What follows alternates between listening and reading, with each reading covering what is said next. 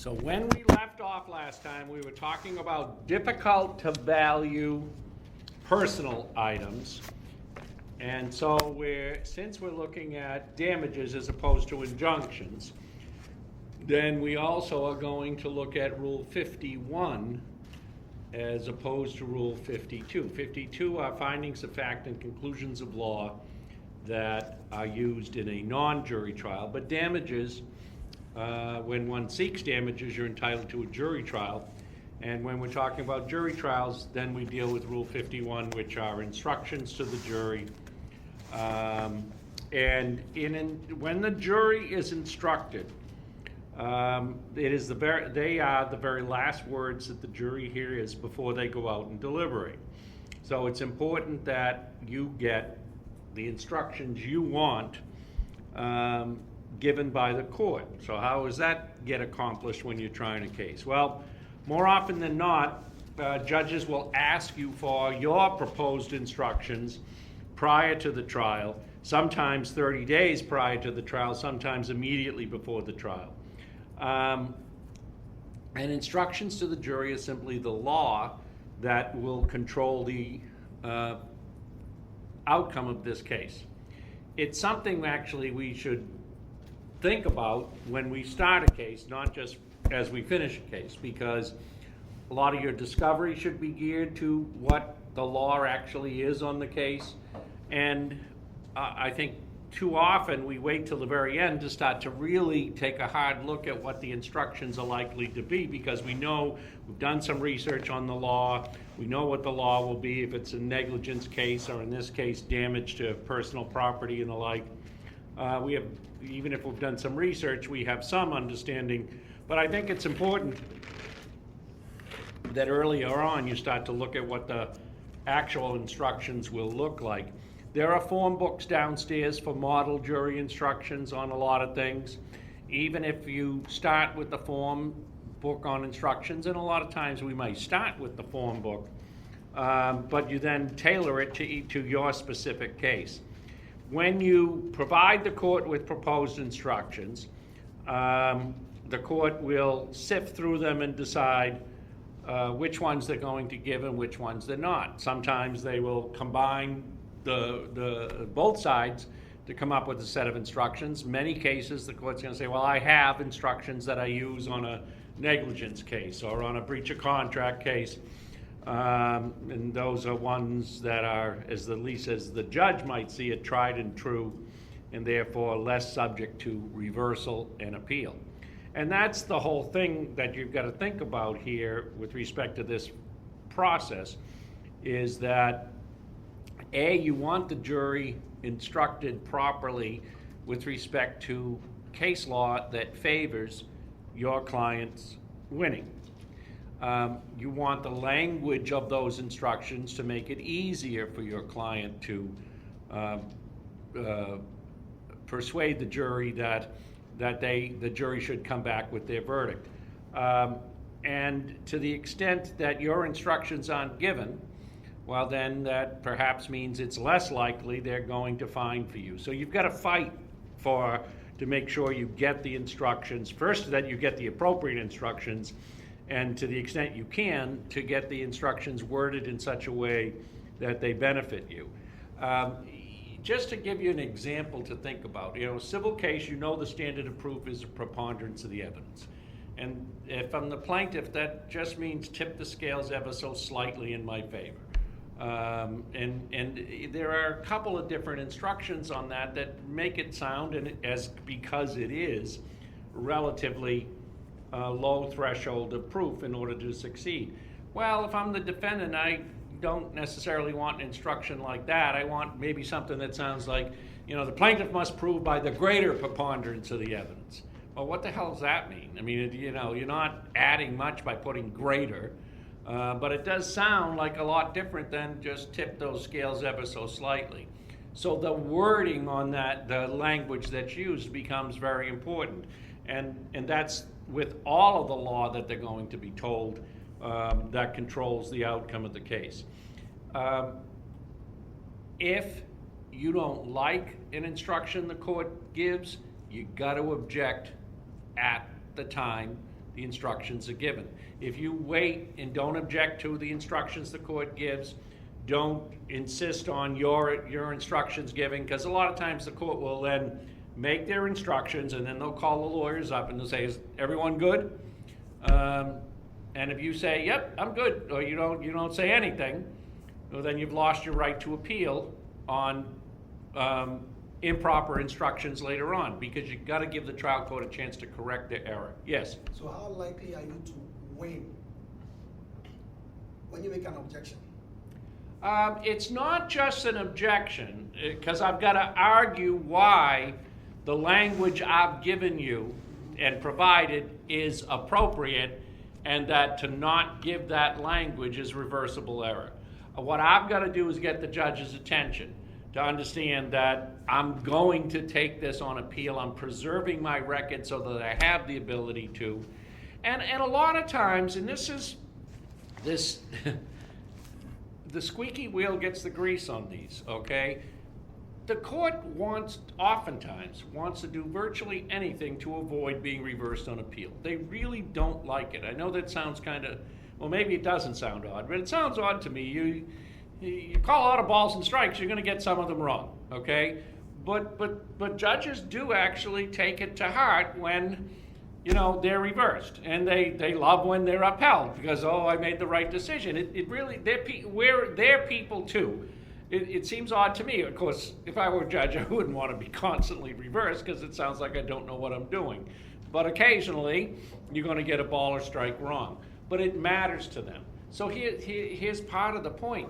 To the extent I am protecting my record, preserving my right of appeal, and the other side not objecting as hard as they should be, perhaps, to my insistence on the instruction, the court might just say, screw it, give him the instruction.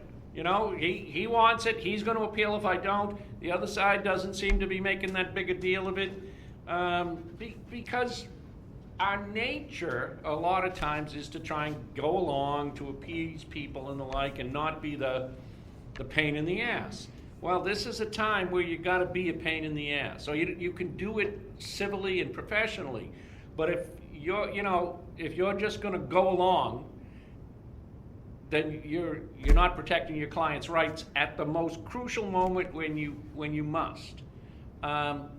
Because here's the other part of it: the court is putting pressure on you to say, yeah, everything's fine, right? Because we're done now. You've taken a case, whether it's a day trial or a three week trial, whatever. We're close to the finish line, and let's just get this done and give it to the jury, and maybe we'll be out of here within a day or two, right? So there's some pressure on you to just shut up and let's get this case to the jury, and that comes from the judge. And judges can be intimidating people. This is not the time where we can just sort of say, oh, all done. As I tell these guys when we're doing the trial stuff, you get up, you do your direct or you do your cross-examination, you go back, you're done, you get back in the chair, you didn't vomit all over yourself, you didn't embarrass yourself, you're feeling good. We don't rest yet. There's going to be a redirect, or if you did a direct, there's going to be a cross. This race is far from over. You can't let up right now. And there's a natural tendency to say, oh, thank God, I did. Think about it, right? I did my closing argument. I think it went pretty well. Well, now I can just chill. No, you can't. Because the most important part is coming. And so I do think that if you insist on the instructions, and you can explain to the court why the language you gave on the negligence isn't quite as powerful as it should be, I think you should give my instruction number 39, and I think it's reversible error not to give 39. Well, I got a shot. But if I don't make that statement, I've got no shot. Because the court is in a rush to get this thing done as well. But this is their principal function in a trial, right? I mean, they're going to call balls and strikes, admitting and overruling evidence as we go. They get a lot more latitude on that. On instructions, they should get it right, and we have an obligation to push them to get it right. And if we don't exercise that, they're going to blame us. They're going to say the lawyer didn't object at the time the instructions were given. Any objection is waived. Go ahead. So I often come across cases where on appeal, like the defendant's counsel will be like, the judge erred in instructing, the jury on such and such. So does it mean they objected first and they were denied, or they never? Yes, that means they protected that at the trial court level. They said, Your Honor, that's not the appropriate instruction on, take a criminal case, manslaughter, or it's not the appropriate instruction for conspirator liability, whatever the hell it is. And the court says, no, I'm comfortable, that's what it is, you can take your issues on appeal. Well, they've protected it. They've protected it by making the objection at the trial court. And if you don't, then you don't have a leg to stand on later on. And it's vitally important to do it now. Plus, think about it too. I'd rather not have my appeal. I'd rather get the instruction that I think I have a better chance at winning if you give that instruction. And so I'm insisting on the instruction because I believe that's what the law is. But as you guys should have figured out by now, and as you've seen in multiple times, the law is a lot grayer than black and white. And so especially if we're now talking about the language of specific instructions, what should say, especially when they're tailored to be case specific, well, then reasonable people can disagree as to what the language should be and what the specific wording should be. But I want to get the wording that's more beneficial for them to be able to find for me, makes it easier for them to find for me. And again, I think just if you think about it, even the burden of proof, there's different instructions that at least they sound different. And beyond a reasonable doubt is always a tough one to find a good instruction on, because people have one understanding of it, and it's not really accurate what the instruction that is legally permissible to give. But here's something on that though. For a lot of these, like reasonable doubt, like even preponderance of the evidence, like negligence, like breach of contract, there's some tried and true instructions that have withstood challenges on appeal. And those are the ones the court is going to give, right? Because the Supreme Court said when they looked at this in a different case, they blessed this instruction. I'm giving this instruction. Because the likelihood of me being reversed on that issue on appeal is virtually non-existent. That's the language I'm using. So what happens is when you try to tailor it more to your specific situation, which you must, and then you've got to insist on those being given. Go ahead. Now, when you tailor your instructions for the jury, how should you be tailoring? Should that correlate to instruction? Well, not really instructions, questions that you're asking the jury while you're. No, I was going to raise that. No, the questions, and that's even more important. Okay, what questions? As important, or maybe more. I think it's more. If I know I'm getting my questions that the jury is going to have to resolve by way of the questionnaire, if they're worded the way I want them, the way I've insisted, then I've got a much better chance at winning, right? And that's the thing. So oftentimes we do not use just a general verdict form without giving them some guidance in the form itself. So a lot of times when we talk about the other part of this is, well, what questions is the jury going to have to answer? What does the jury verdict form look like? And so there may be questions. For instance, let's suppose it's a case where there's some question about statute of limitations. When did they know? Did they file timely? So we're going to need jury instructions at the end of it on statute of limitations, but I'm also going to need questions on the jury verdict form about when the plaintiff reasonably knew what had taken place. Did they pursue that timely and all the rest? But that language too, I want to word so that it's easier to find for my client, or if I'm defending against the plaintiff and the like. And so that the jury questionnaire form, what questions, and this is the way the court will often ask, what questions are we submitting to the jury? Do we have an agreement on the questions? And a lot of times, if you've got a good advocate on the other side, we may not have an agreement. We we have an agreement on 4 of them, we disagree on another 4. Simply because a good advocate on the other side doesn't want questions submitted to the jury that make it very easy or easier at all to find on your behalf. So they're gonna try and take that language and make it harder. Maybe make it more confusing for the jury to be able to find for the other side. But that's what we do. We sort of play these little wordsmith games, but that the questions we're submitting to the jury, they would oftentimes be resolved at the final pretrial conference, which usually is about 30 days prior to the case beginning, before the trial beginning. But that's a vitally important part of the conference as well, because if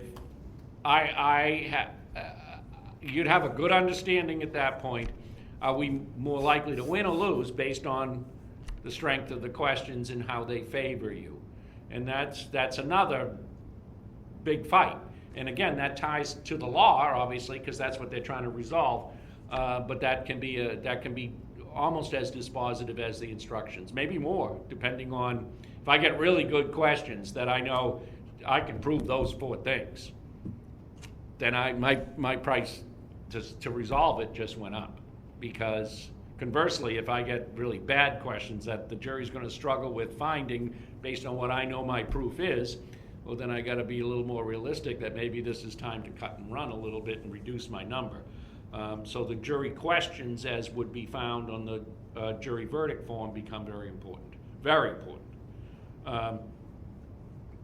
Because again, what we're trying to do in both of these processes is make it easier for the jury to find on behalf of our clients, right? And so you've got to be careful with respect to how that's all worded. Go ahead, sure. On the use of peremptory challenges now. Okay, now we're going to jury selection. Yeah, now, Okay. is that like a gut call? No, it's not it's not entirely a gut call. Okay, first of all, you've got to try and figure out what your ideal juror looks like, okay? And what level of education, background, all that type of stuff.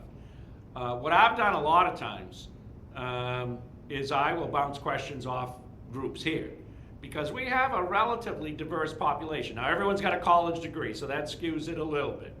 But I will get a pretty good feel around here. Do I want men? Do I want women? Do I want older people, younger people? Do I want people of color?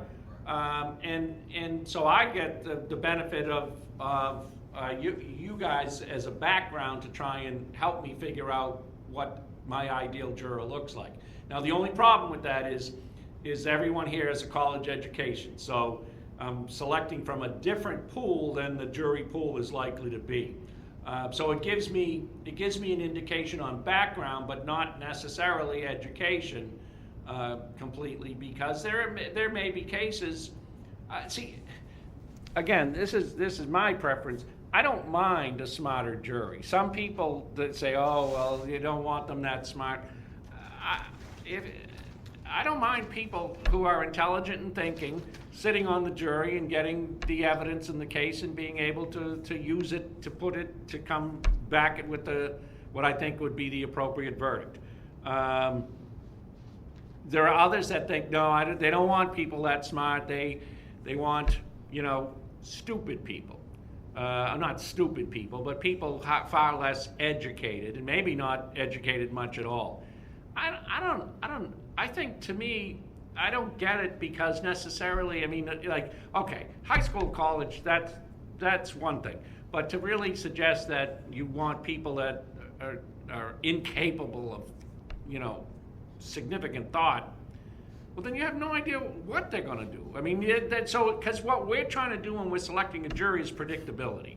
Who's leaning my way, who's likely to lean the way this case tilts. So first of all, what I do is I would poll around here. You have jury consulting firms, but again, how much money do we all have to spend this? I have Dave Hoey, who's a graduate. He does nursing home liability cases. He uses our courtroom all the time with mock juries. I assume he gets them from, ads in the newspaper or people in public. And he'll throw them in the courtroom. They'll mock try the case of an afternoon and then get feedback from the jury both to tailor their presentation of the case, but also to help them figure out which jurors are more likely going to lean their way as opposed to the defendant's way. So that's another thing a lot of times we do is you will try and get, but the key is getting sort of the cross sections and enough people so you can start to get the feel for who it is that sits right, likely sits right for your case. And that's the other thing. So you talked about you want to get to peremptory challenges. That's the other thing now, both in Massachusetts and elsewhere. Before we get to the peremptory challenges, we can actually ask the jury pool voir dire questions. So we can ask them questions to try and elicit what their preferences are and their leanings and what they favor and what they may disfavor. And so it's not just sort of based on this big broad generalities of, well, he's a 30-year-old white guy, that seems to be what I want. Well, okay, that's one place to start, but let's talk to him and see what he thinks, if that's what it, if that 30-year-old white guys don't all think alike. And neither do 40-year-old black people. And neither do 60-year-old people, men or women. But we do tend to get a little more conservative as we get older, especially with our money.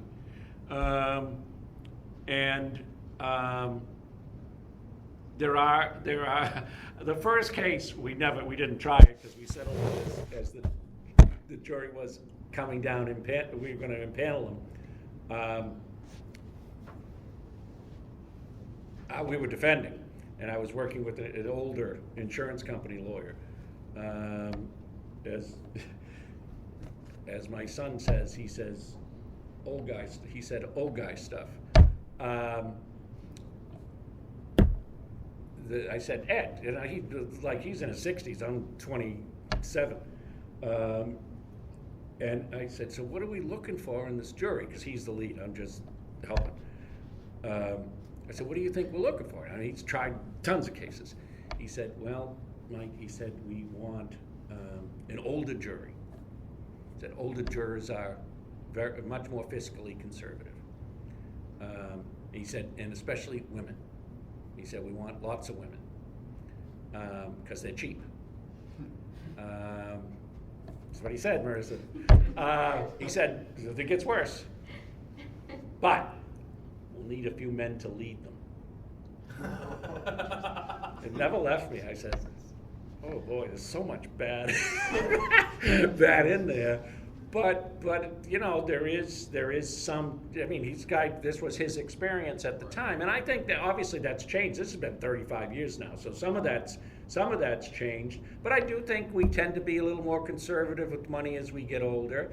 Where we're trying the case matters. There was a time, my brother's a lawyer up in Maine, and when he first went up there, he said, you have to understand, trying civil cases up here, when you start to talk about $100,000 or $200,000, and we've got a jury saying, oh my God, I've never seen that much money in my life, and that is likely. So the numbers are going to be a lot lower. We're in Boston or close by, so we're looking at bigger numbers simply because everything's more expensive. So that comes into play as well. And so at the end of the day, you get to ask them questions, and that's obviously much more telling than your little polling. But even your polling will give you will give you leanings.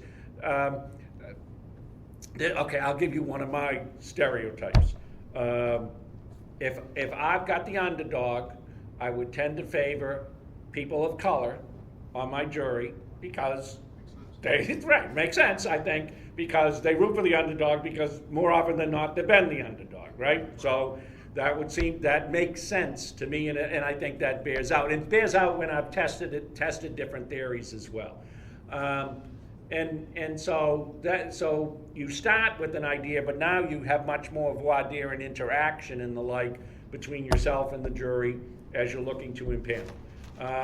And then at some point, you know, you've done all of this, you've got some understanding of what you're looking for, but then at the end of the day, I'm either saying up or down, assuming I can't get rid of them for cause, right? Because if they're biased, if they have a preconceived judgment about the case, then and they're not willing to change their mind, and that's an important part of that, then I should be able to challenge them for cause. Okay? But even that, I just want to touch on quickly. You're not entitled to jurors who know nothing about the case. You're not entitled to jurors who haven't seen any of the publicity, pretrial publicity about the case. You're not even entitled to jurors who, you know, we had a case one time involved trucking companies and the like, and one woman on the jury said, "Oh, I hate trucks. I hate those big trucks on the highway." And it wasn't an accident, but it was about hauling stuff on the roads, and it was an important part of the whole case, that there would have been more trucks if this had been allowed to exist, and as it should have, because it was anti-competitive. And the woman told us what she thought, and one of our clients was a trucking company. She said, "Oh, I hate the trucks. I hate them when they're on the highway." Who likes them, right? "I hate those trucks when they're on the highway. I hate being near them. I hate trucks." And we represent a trucking company. Okay, she's gone. Okay, but we have another lawyer on the, you know, I think there were 6 plaintiffs all told, maybe eight plaintiffs all told, big companies. And this other lawyer saying, "Yeah, but she said she'd be fair." Yeah, okay. She said she'd be fair. You know, A, you don't represent a trucking company. B, and she did say she'd be fair and look at it objectively. So here's the problem. That you can argue for cause, but the court could say as well that she said she'd be fair, she stays. Well, under those circumstances, if you don't accept my challenge for cause, then I'm going to use one of my peremptory challenges, because she can't stay there for us. She can't. That's, no matter what, she was at least honest about her feelings, and maybe she's telling the truth that she'll look past it. But if she was that honest about telling us that she's got this real fear and hatred for trucks, at the end of the day, when those calls might become close and it's either go their way or the trucking company way, you might not get past it, and we can't take the chance. So I'm going to use a peremptory challenge. And beyond that, you're going to use a peremptory challenge. Listen, all my polling, all of my stuff says you do not want old white men on this jury. Well, then I can't, Batson, I can't do it purely on the basis of race, but I can do it for any other reason. He's got a hat on, you know? All I've got to do, I've got to at least proffer a non-discriminatory reason. Now, if that pattern is every 60-year-old man is getting put off, then the other side's going to call you. Because that's the other thing about it, right? As you start to think about this process, the likelihood is the ideal juror for me is not the ideal juror for the other side. And I always rank them 1 to 10. So, I want the 10s and I don't want the 1s, right? And so his 1s are, my 1s are his or her 10s, my 10s. So we're both fighting probably the same ground if we've done our analysis correctly. And so the question becomes really, as you think about it that way, so obviously I'll take 1s and I'll take 2s. I love 1s and 2s, right? And I got to keep off 9s and 10s. Right. I hope I can keep off 8, 9s and 10s, 7, 8, 9s and 10s, 6, 8, 7, 8, 9 and 10, right? I mean, that's just, and part of that is just the roll of the dice as to how they come out in the order. So, but I've got to be careful. So I have an unlimited number of challenges for cause, but I only have a limited number of peremptory challenges. Depends on the size of the jury, depends on where we're trying the case. But when I'm out of peremptory challenges, I'm out of challenges other than for cause. And so I might take, I wanted my 10s.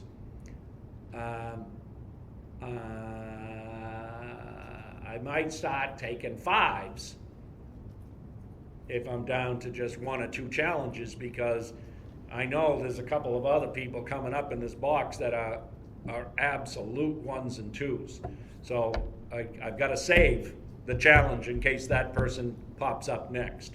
And that is kind of a gamble sometimes, but that's the nature, that's how we do it. You know, we were going to try that case in Connecticut, and as we went through it and did the voir dire, the impaneling of the jury down in Connecticut, because you can virtually ask every juror individually as many questions as you might like. They talked about, it was 7 to 10 days simply to impanel the jury, which is ridiculous, you know, absolutely ridiculous.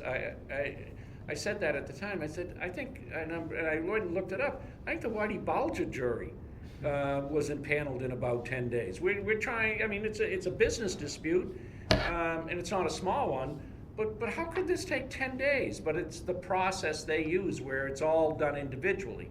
Some voir dire of the jury is done with the whole panel. So we put them all in the room and then ask them the question. How many of you have ever heard of Mike Coyne, or whoever, right?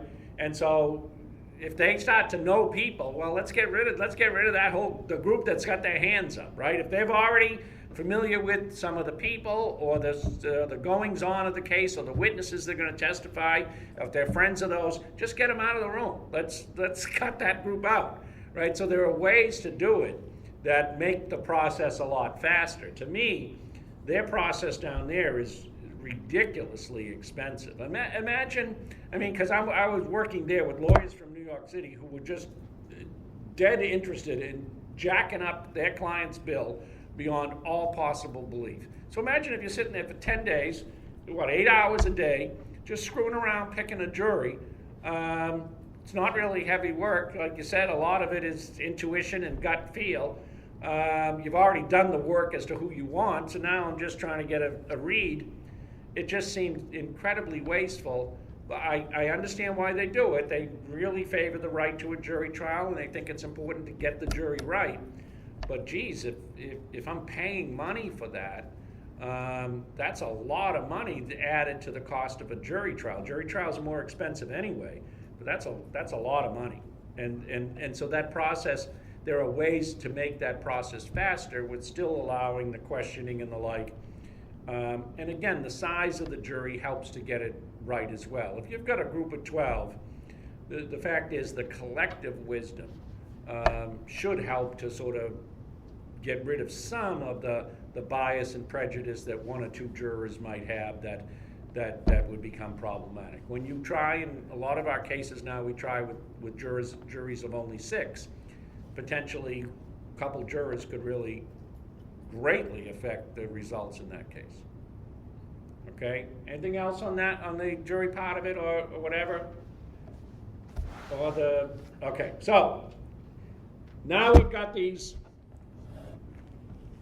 items of personal property, the baseballs, the rosary beads, whatever it is. We did Campins versus Capels, which talked about he was getting a premium over the value of those rings because the court said that they were acquired by blood and sweat, and therefore they had value beyond the sum of their parts, and likely that value, that appreciation would be shared by others. So have you changed your views on my baseballs being worth anything other than what the market tells you Tony La Russa says is $89 for that baseball? That included the fancy little container it was in, or a regular baseball, Major League Baseball being probably $15 because that's what it gets. No? Grandma's table is worth whatever a table from 1940 is worth. No additional value because it's grandma's. So, I mean, slight, but I mean. Well, and that's all the court gave them there is a slight appreciation, not set the market value.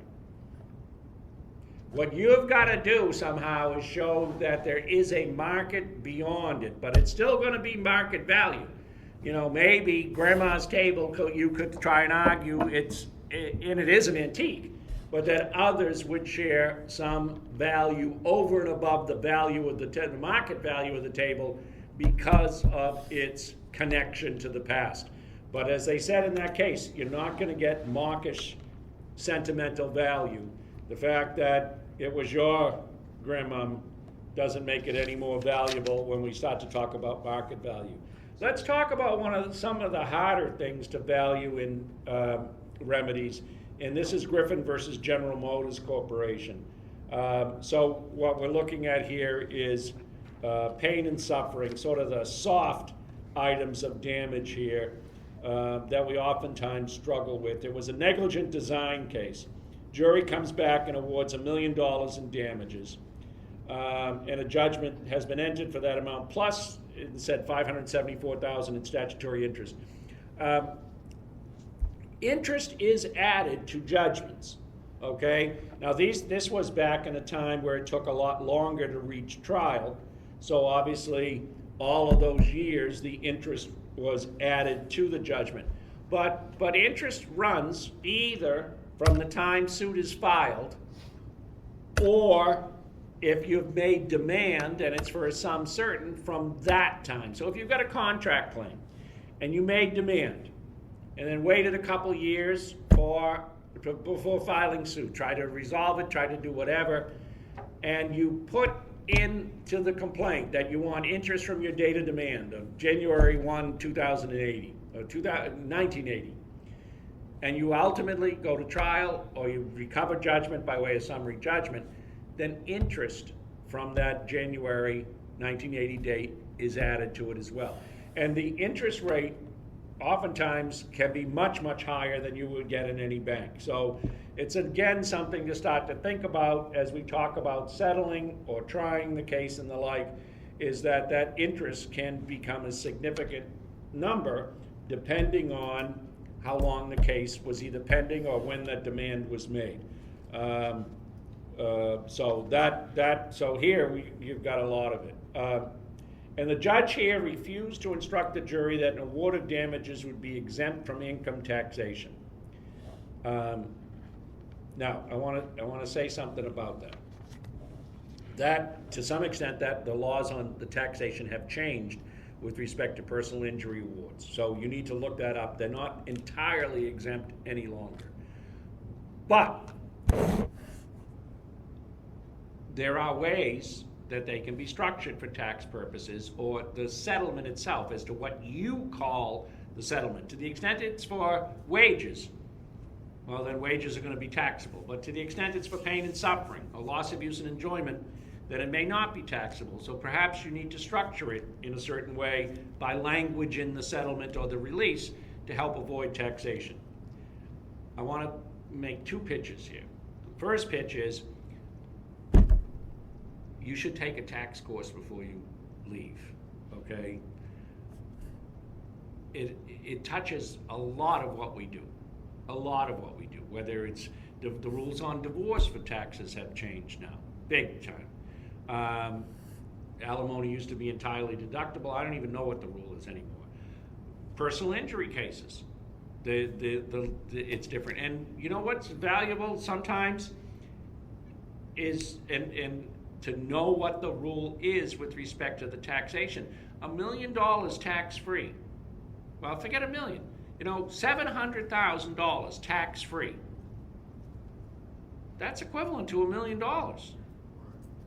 And you know, sometimes people need to hear the $1 million, right? So if you start to, depending on how it's structured, depending on what the tax situation is, that may help you structure a deal and may help you advise your client as to whether they should take it. These days, I tell them that taxes are between them and their accountant, and they ought to talk about it. But especially if you deal, well, because they're changing quickly, and I don't want someone coming to me saying, "Hey, I owe $300,000." Yeah, I said no. But what I'm saying is that taxes touch a lot of what we do. You ought to have a passing familiarity with it.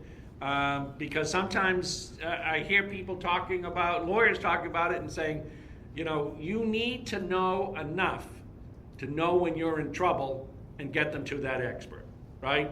And if you don't think about some of these taxation issues, you won't know it. And so that really becomes important to start, listen, but you've taken tons of courses. If you see an income tax course and it fits your schedule, it is not a bad idea because it touches a lot of what we do, a lot of what we do. And so to the extent that you can structure this arrangement, it certainly also, that's the point too, it may help to sell the deal. Maybe if you're gonna do divorce work, to know how to structure the alimony, and that I think has changed completely, but it used to be tax-free. And so that was a way to maneuver assets and money as well. And the transfer of the house sometimes can be done without tax consequences. Those things you should have some familiarity with so that you can advise your clients properly and I think help to make a deal. We talk about, you know, we want to be deal makers. We want to be practical problem solvers. Well, part of it is that we better figure out how all of that affects it. Because it's really important. Could you use that as, so to speak, a bargaining chip? Say that 750, right? Of that 750, 150 is wages.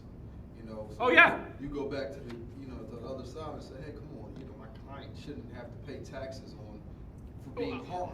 Yeah, exactly. Or he won't take it if he's got to pay the tax, or if he's going to do it, then you got to kick in another 50 because you're going to call it that. Why don't we call it pain and suffering and loss of use and enjoyment? There may be ways to structure it that everyone can live with, and that's what's important is that you understand. Or maybe it's not a discussion we have to have. I'm just going to make sure that the way the release says it stays away from calling it wages or this or that as we go down and edit through. All I'm telling you is this tax touches. No matter what you think you're going to do, tax, just to know enough when to say, we've got to bring in an expert is really important. And plus, I think here especially, that it helps to make a deal. Go ahead. Will we get that sufficient knowledge from the bankruptcy course that's taught here? I don't see it. Bankruptcy I is. thought there was a bankruptcy law course. Oh, there is a bankruptcy course, Right. but bankruptcy's not going to do tax It's not for you. not gonna teach me what I need for this. No, income tax. Listen, y'all come to law school because you're lousy at math, right? So I hear you, but there's not as much math. There's not really math and tax. No, it's not. It's a lot. Are you? I've read the publications before. Yeah. The IRS publication is more words than anything else. It really is, and it's important to know this stuff. So that general tax, I've seen something tax for practitioners. Yeah, that one? income tax for practitioners. Yeah, definitely. That will cover pretty much what you're Yes. alluding to? Yeah. Is it this summer again? I forgot one. I think it might be, Sorry. but it's worth. It gives you a survey of it.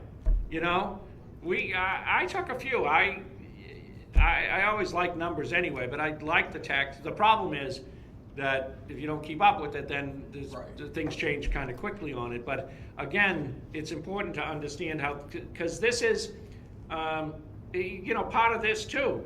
The defendant is defending a significant personal injury case. He's insisting on this language because if I could get it, that's important for the jury to hear, that you don't need to give them $1 million because this money's going tax-free to them. That would, in our state, that's maybe $650 would likely do it. Well, we got another 5%, right? So it's all going to add up. So at any rate, but this person, they sued. They have a negligence claim. There's some interesting, to me, evidentiary stuff where they did a test and whether the plaintiff's expert could talk about that test about the ammonia and the like. But what they were trying to do is show how this actually came about. At the end of the day, it's not really a case worried about the sufficiency of the evidence. It really talks about how we're going to calculate personal injury damages. And this is a very difficult area, but this is what we do, especially in cases, as you see, this was quite a while ago, and it's still $1 million verdict. how do we offer evidence on this? So there's a couple different things that become relatively easy, one of which is this lost earning capacity, right? So for many people, if you're out of work for 2 months, then you've lost 2 months worth of wages. And you've lost, and so that your earning capacity, or your earnings have been reduced by 2 months, whatever it is your wages were for those 2 months, that's part of the item of damage here, right? Even if you have some type of long-term or short-term disability, the defendant doesn't get to take advantage of that because they didn't pay for that, okay? That's a collateral source rule. Now, the insurance company might come ask you to reimburse them, but it's still an item of your damage for the purposes of making the defendant pay. Now, that's when you are out of work, and we know what it is because it's in the past. There's also, as it says here, future earning capacity, that the injuries here have reduced your ability to work in the future, and that is going to take both testimony and some math evidence, but certainly testimony to show how the person's future earning capacity was impaired as a result of these injuries. And this is kind of an interesting case. She was a legal secretary for many years. Doctor testified she had a loss of function, 45% in her left, 25% in her right. Now that takes expert testimony to say, you know, she no longer can do this with her arm, or she can no longer do this, but it's testimony saying as to what the limitation is. And so that occurs by way of testimony. And 30% in her knee joints. She suffered persistent pain in her fingers and knees during cold weather, and then, you know, goes on, it just sounds terrible. And the likelihood is that she's going to have a traumatic form of arthritis in the future in these joints that were damaged as a result of, as they say it, the defendant's negligence. There really was no evidence that she had any real loss of wages in the future. You know, the fact is that other than the time she may have been out, she doesn't have any real diminution in her earnings. In fact, I think she was making even more money, sometimes significantly subsequent to the actual event. The bottom line is the doctor's testimony indicates that she does likely have a diminution in her earning capacity. And as the court says here, some of that, based on the testimony of the doctor, is going to be with the jury's common knowledge with respect to these types of injuries and the likelihood as to her diminished earning capacity in the future, and that the massive scars that she has, that her future opportunities for employment are going to be impaired. It sounds like there's a lot of conjecture in that. The problem is that we've got a plaintiff very badly damaged. We have a high verdict, but not obscenely high where we think it makes sense to touch it. But if you look at, from the standpoint of mathematically, what her lost earnings are, it's based on testimony as to what her limitations are, not on any hard math as to that she's now going to make $30,000 a year instead of $50,000. The fact is she continues to be employed as she has been.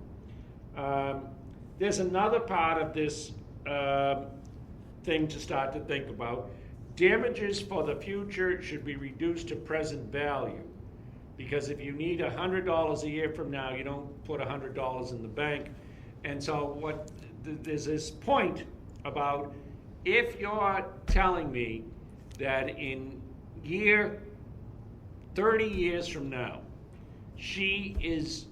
her earning capacity has been diminished by $10,000, then it's not fair to award her that $10,000 today, but that money should be discounted to present value. But see, in part, this makes it complicated for the jury to try and figure out as well. That's what the defendant's trying to do. If you can't convince them, confuse them. And so, am I entitled, as the defendant, entitled to get an instruction about discounting it to present value? The court said, don't worry about interest for any past damages. The clerk calculates that and adds those to any award. So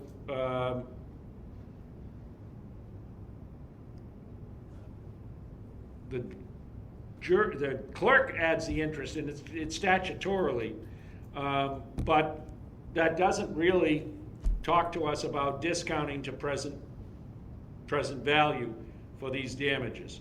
The fact is that they're not going to get the instruction discounted, but it's a reasonable thing to ask, and oftentimes as part of your damages, you're going to have to come up with an explanation for, if you're telling us that in 30 years out, she's got a $10,000 diminution, then the likelihood is your damage model should show the present value of that as $7,000, $6,000, whatever it is.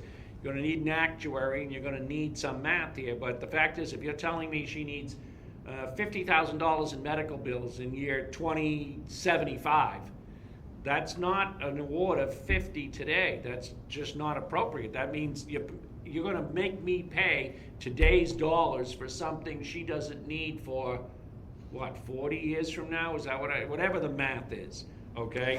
That's not fair to the defendant either. And the last thing is, on this tax thing, the court says, no, we're not doing that either, because that's going to make up for the interest or whatever. The bottom line is the defendant's saying there's no mathematics here that support an award of $1 million.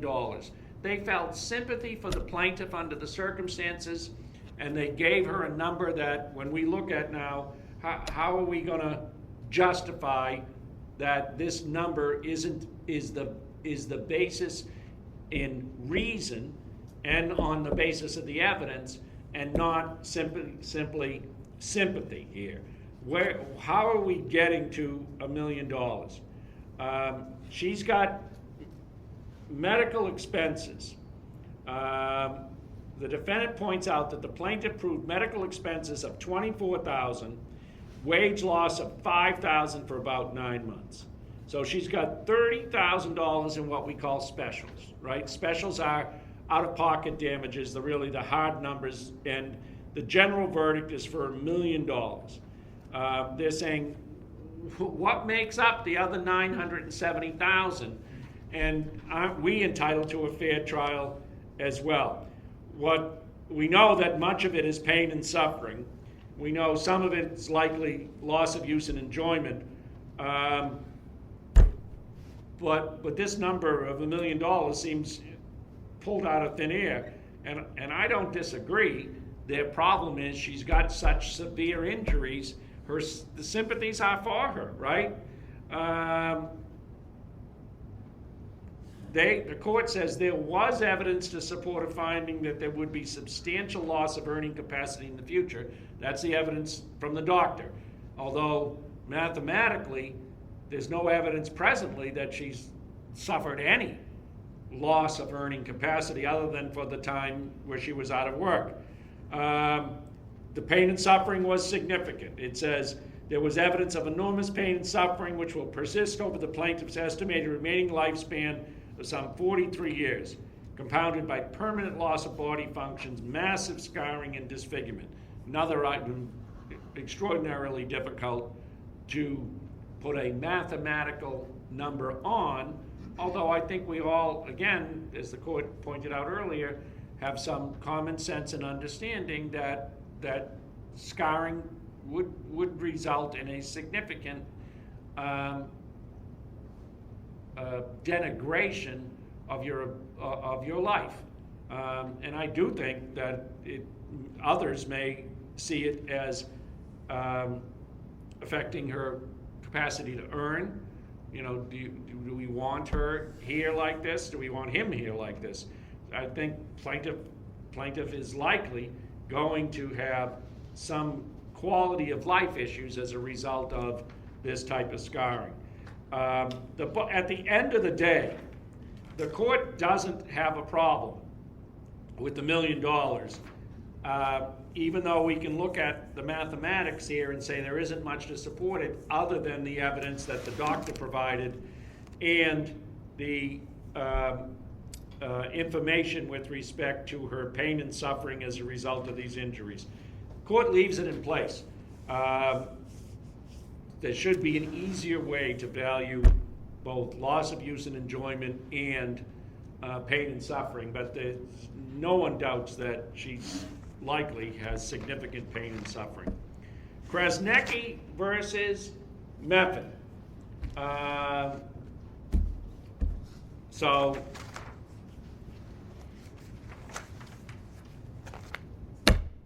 your pet doesn't make a difference how close you are. I mean, this is a little odd.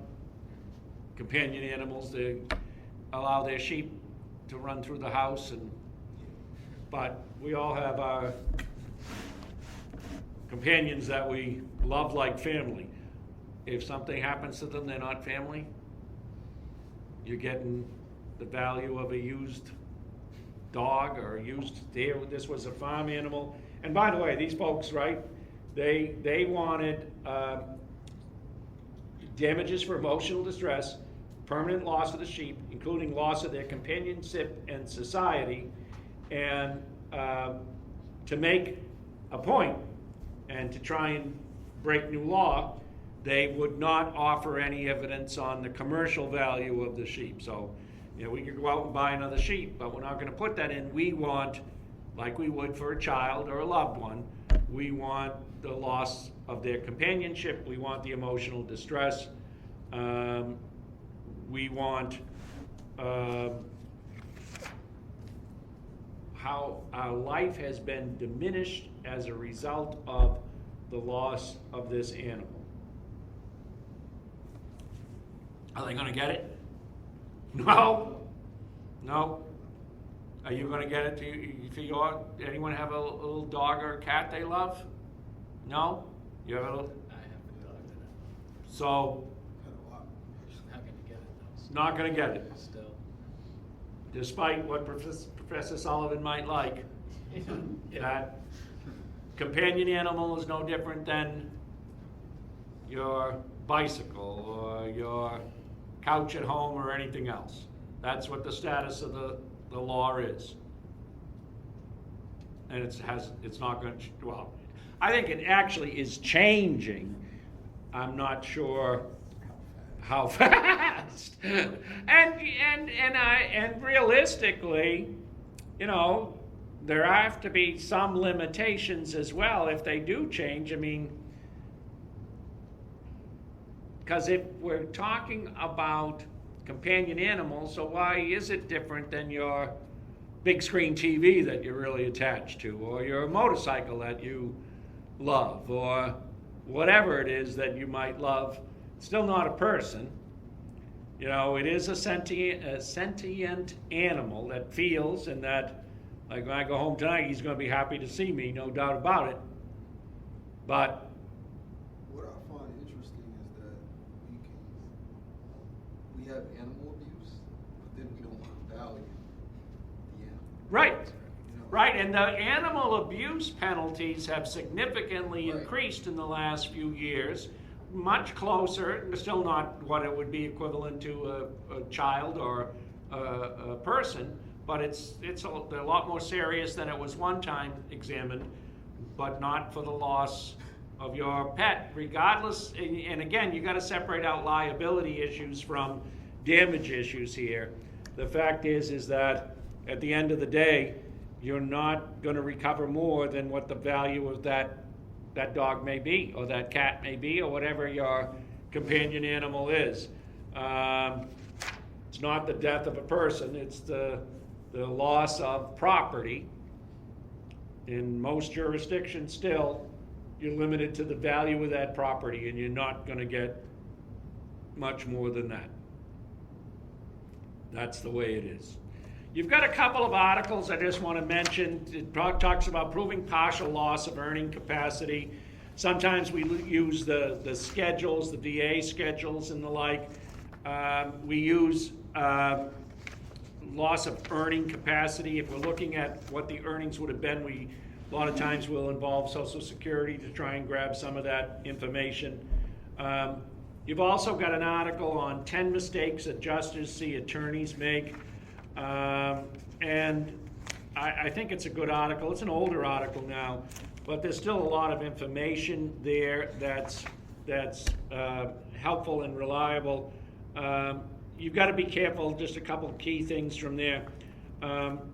Remember, the adjuster, the insurance company, whoever's on the other side, isn't your friend and not likely going to be giving you the entirety of the truth. So don't necessarily accept what they're telling you as gospel. What you should accept it as and be a little cynical about what they say.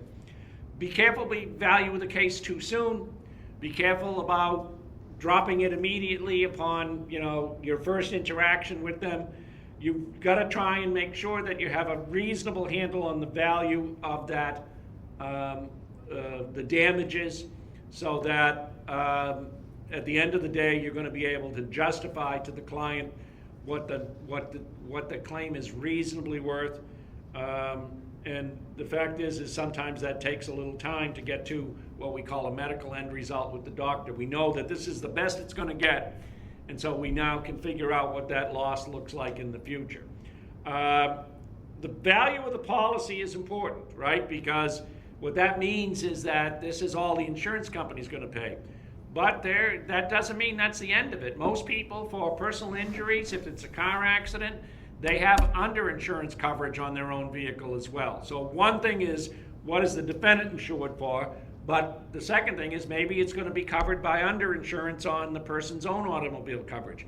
Maybe once we exhaust the policy, the person has assets. So the policy amounts become important, but that doesn't mean that in cases where you've got significantly more damage than those policy limits, that we aren't looking at other sources to compensate the plaintiff in full. So be careful that when they tell you they've got a small policy, this is the best it gets, you're just going to have to look around to see what else is available. Not seeking a colleague's advice. I can't tell you how often you sort of I get a reality check from someone. This is what I think it's worth. This is what's going on. This is what they're saying. What do you think? To someone who's got some experience, someone who knows what's going on. Just to, sometimes we end up in a little world of our own. Get advice from people. Most people would have no problem giving you advice. And hopefully, especially early on, you'll find someone with some experience who will take your call and listen to you and say, well, no, I think you're on the right track. Especially early on, I found that too, is that sometimes people will try to take advantage of our inexperience. They'll be telling us stuff that it sounds true. They're saying it's true. And oftentimes it's not. And the fact is that because it hasn't been done before, or they don't have experience with it, doesn't mean it's not right. If you're out in left field, it's nice to get a reality check. Someone say, no. I had someone call last week about something, said no. So every now and then, get a reality check so that, maybe tell you you're on the right track, maybe tell you no, this is, you're way off the reservation. That's not going to fly. And that helps. It helps to make sure that you're making sense of what you have here. A lot of times, the client wants to know what you think. Well, what we think is important. I think it's a good deal, it's a bad deal, but at the end of the day, we're not the ones that have to live with this deal at the end, right? So the question is, I think it's fair, but do you think, are you comfortable with it? Because if they're not comfortable with it today, they're definitely not gonna be comfortable with it in 30 days, and they're gonna get less comfortable with it in 60 days. And then at some point, if you shove that offer down their throat, they're gonna be complaining to the bar council, they're gonna have buyer's remorse, the money's all gone, and now you screwed them over. At the end of the day, my advice to them always is, it's up to you, it's your call. You know, you wanna go forward, I think it's a fair deal, but I'm prepared to try the case if that's what you wanna do.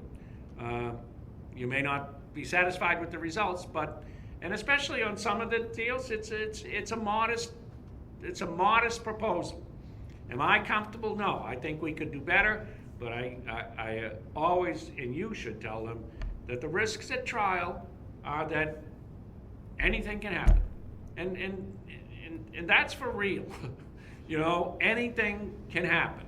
And that, no matter how strong your case is, one cases we should have lost cases that still don't understand how. Stuff happens, right? So anyone who tells you they've never lost a case is a liar, or they're just not trying cases, because usually if you've got two attorneys that are reasonable and good advocates, they have a pretty good understanding of the value of the case. And so that should settle. If we can't come to, or it's a case that's more difficult to value, then who the hell knows what's going to happen? And juries don't always do things exactly as expected. And especially as part of it is a crapshoot about what 12 am I getting in the box today. And I've said that to you before. You know, what do we got, 5? So if I try the same case, very same case to you 3 as opposed to you 2, that number is not going to be the same. And in some cases, it's going to be plaintiff's verdict, defendant's verdict. Because sometimes these cases turn on very little. Sometimes they turn on whether they like a lot of times turns on whether they like your client. And if they don't, that's going to cost you too, right? That's people will do things, will try to do things to help you if they like you. If they don't like you, they won't help you at all. And lastly, you've got an article on explaining pain, which it really is a difficult thing to do. A lot of it's going to be based on testimony, but some of it also is going to be based on, well, what medicines are they taking? How long have they taken it? Are they seeing a counselor? There's some things that we can help to make it easier to prove that the person is legitimately in pain. And then, I spoke lastly too early, you got 2 more. You have an article on recovering for loss of enjoyment of life. And that is an item that you need to think about. We don't live to work, we work to live. And the fact is, when someone has suffered personal injuries, they've lost more than just their wages. They've lost, at least for some period of time, their quality of life. And that has to be valued and compensated. And then lastly, you've got the article on a woman's worth, gender bias and damage awards. And you know, I think the number's up to 8, that women make 80 cents on the dollar for each dollar a man makes. But obviously, when we use these statistics and the like, there is an gender bias within a lot of these damages, and with respect to the numbers we use, that there's a question about whether that's fair then. Now, if you're defending, you're telling me your plaintiff is a female, then I want you to use the female's wages. But I think you can argue that that's really not fair under the circumstances. Let's use the average wage of all architects. And if you're defending, you might want to argue, let's use the average wage of female architects because the person is female. And that's an argument that you legitimately can make on both sides. But recognize that just because we're using statistics doesn't mean we're not necessarily perpetuating an unfair system. But again, part of our job here is we've got to prove, more likely than not, these are the damages. And you want to be careful that you don't give the defendant, or the plaintiff, latitude where they shouldn't have it to make arguments and undercut potential proof. I will see you next time.